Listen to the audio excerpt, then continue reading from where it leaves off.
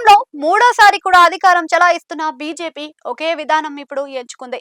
చీల్చి చెండాడమే ఆ విధానం. ప్రతిపక్షాలను అందున ప్రాంతీయ పార్టీలను నిలువున చీల్చేసి వారిని పార్లమెంట్ లో ప్రత్యేక వర్గానిగా చేసి తమకు అవసరమైన వేళ పూర్తి మద్దతు వారి నుంచి పొందడమే బీజేపీ స్ట్రాటజీగా ఉంది.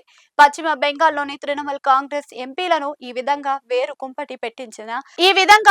కుంపటి పెట్టించిన బీజేపీ మహారాష్ట్రలో ఉద్ధవ్ ఠాక్రే శివసేనకు కూడా అడ్డంగా ఏక్నాథ్ షిండే ద్వారా చీల్చింది. 6 ఎంపీలకు ఇప్పుడు లోక్సభలో ప్రత్యేక వర్గంగా గుర్తింపు లభించింది.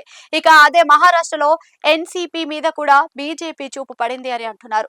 శరద్ పవార్ నాయకత్వంలోని 8 మంది ఎంపీలలో ఏకంగా 5గురిని తమ వైపునకు తిప్పుకోవాలని అజిత్ పవార్ నాయకత్వంలోని ఎన్సీపీ చూస్తుంది. దాని వెనుక బీజేపీ వ్యూహాలు ఉన్నాయి. ఇదిలా ఉంటే ఈ చీల్చుడు అన్నది ఇప్పట్లో ఆగేలా కనిపించడం లేదు. ఉత్తరప్రదేశ్ లో సమాజ్వాదీ పార్టీలో 37 మంది ఎంపీలలో 22 మందిని బీజేపీ ప్రత్యేక వర్గంగా మార్చాలని చూస్తుందని అంటున్నారు. వారి విషయంలో ఇప్పటికే యూపీ బీజేపీ మంత్రి సంచలన ప్రకటన కూడా చేశారు.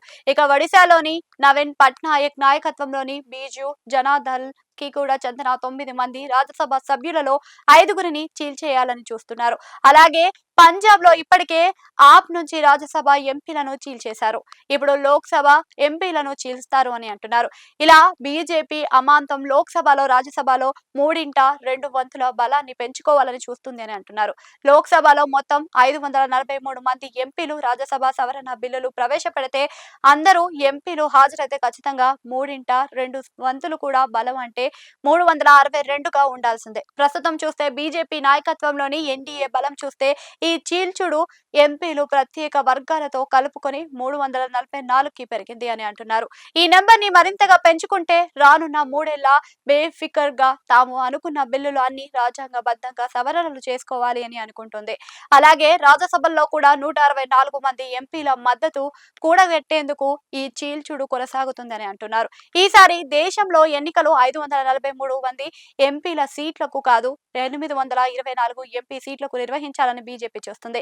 అలా డీలిమిటేషన్ బిల్లుని ఆమోదించుకోవడం కోసమే కాదు, అందులో 3వ వంతు మహిళలకు కేటాయించే బిల్లులకు కూడా ఆమోద ముద్ర వేసుకోవాలని చూస్తుంది. అంటే 824లో 575 దాకా మహిళలకు రిజర్వేషన్లు కేటాయించాలని చూస్తుంది. అంటే తనకు అనుకూలంగా ఈ డీలిమిటేషన్ ని మహిళా రిజర్వేషన్ ని కనుక పూర్తి చేసుకుంటే 2029 ఎన్నికల్లో కూడా ఎదురు లేకుండా ఉంటుందని బీజేపీ భావిస్తుంది. వీటితో పాటుగా ఒకే దేశం ఒకే ఎన్నిక అంటే జమిలీ ఎన్నికల బిల్లుకు కూడా రాజ్యాంగ సవరణ అవసరం ఉంటుంది. అలాగే యూనిఫామ్ సివిల్ కోడ్ కోసం బీజేపీ అమ్ముల పొదిలో కూడా ఉన్న అనేక అజెండా బిల్లులు ఆమోదం కోసం కూడా బిగ్ నెంబర్ కావాలి. అందుకే ఈ చీల్చుడు అని చెబుతున్నారు. మొత్తానికి బీజేపీకి ఎవరికి దక్కని ఛాన్స్ అయితే ఇప్పుడు ఉంది. అందుకే బీజేపీ లోక్సభలో తన బలాన్ని అమాంతం 360+ గా చేసుకోవాలని తపన పడుతుంది. అదే జరిగితే బీజేపీని అడ్డుకోవడం ఎవరి తరం కాదు.